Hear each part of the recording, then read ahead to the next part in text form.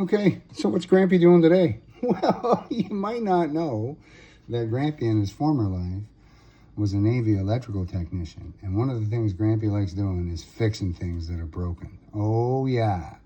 One of the things that got Grampy into the electrical trade was, hey, I wonder how that works. And then you just tear it apart. Plus, with electricity, there's only a few of us that can do it safely. So, somebody brought me a switch. Now, what does that look like? Here's the housing for it. Now, here's a hint. An in and an out on a switch from an ATV in Newfoundland is generally for a winch. Yeah. So how does a winch work?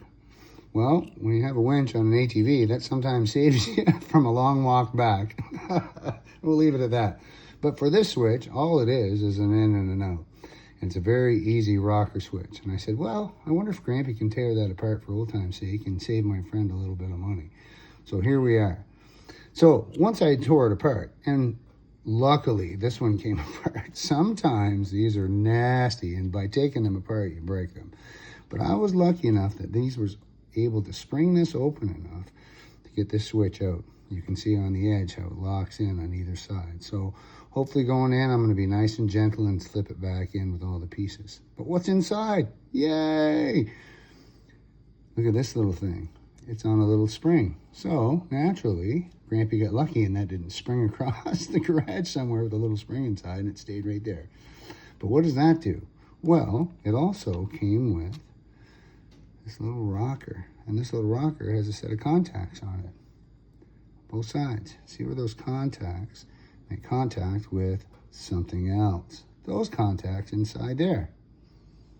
There's the rocker. There's the contact switches. And this centerpiece here, this little rocker piece, goes right down there in that dead center. So on the opposite side, there's also another little contact. So all you're doing when you flip this over, this makes the centerpiece makes contact with the middle one. And then this one here makes contact with the outside little contact down there. And this one in here. So what you're doing is essentially on the 12 volt, you're bringing in power in through the center. And then you're deciding which direction that 12 volt power is going. Out this leg or out this leg. And you're doing that by rocking the switch back and forth on this little rocker piece that's going to rock back and forth. So all you're doing is energizing the centerpiece, which is right here, which is always making contact with this centerpiece, with either one side or the other. So what did Grampy do? Well, here's what happens. Sometimes, because they're outdoors, they get gummed and gooeyed and some garbage. And because of the sheer fact that when they make contact, there's little sparks that go on. So there's some oxidation there and there's some carbonation that's happening. So what Grampy and I generally have to do is take them apart and clean them up. Make sure they're well lubricated with conductive lubricant. And so I'm going to put it back together. Let's see. There's a little switch inside that rocks back and forth. Now, before I do that, I should also let you know, how did Grampy clean those way down in there? Well, good old-fashioned way. Imagination. Old piece of sandpaper all rolled up into a tight little ball. So I'm not trying to destroy anything by cleaning it. And I try to get down inside here and make contact with the contact. Just lightly scrape across the surface of it. Blow out the little bits. Same on the other side. And I've already kind of done this a little bit. You'll see when you're looking at a nasty set of contacts that they're all black and charcoal. Now you don't want to take off too much of the coating because it's actually coating, which helps the electrical contact. So there's actual contact cleaners out there, and my old bosses in the Navy would go, I can't believe I saw him use sandpaper, but here we are. So in this goes here. Oh, gotta tip it in just the right way so it rocks back and forth. And I'm gonna check it with my screwdriver. I got the tiny little screwdriver here. Well, let's see if I can put it in the right position. Well, you can see how easy it is for sometimes for these switches to get knocked out of position. Okay, there it is. So you see now down at the bottom, it can rock onto that contact or that contact, that contact or that contact. And what's going to do that rocking? This guy. Well, what maintains the spring position on top of it? These guys, the springs. So I put the springs back on, where they go. Clipped into place very nicely. That's the fun bit when you take apart springs and that kind of stuff. you never really, now, in, out, I don't remember what orientation it was, and quite honestly, I don't care at this point.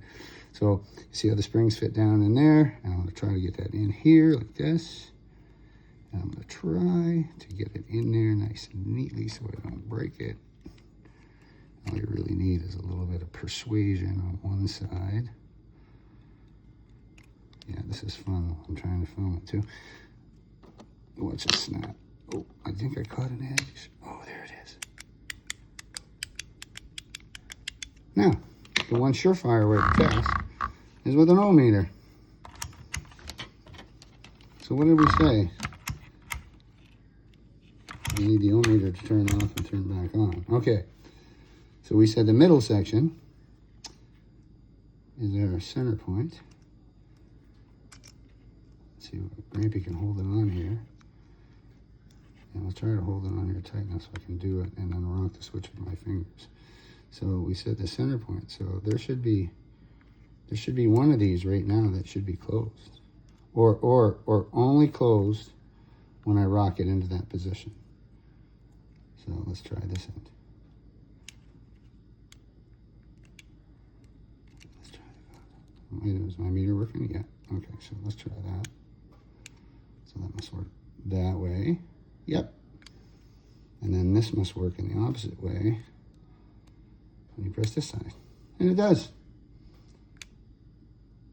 Well, Grampy can still fix things. I'm not sure what the model or motor or what the winch or switch it came off of or what machine, but I'm sure I can add it in comments later. But that's how you can fix an in and out switch rather than, I think the going rate's in around $50 or $60 for these things. So if you can redo it on your own, it's that simple. All right.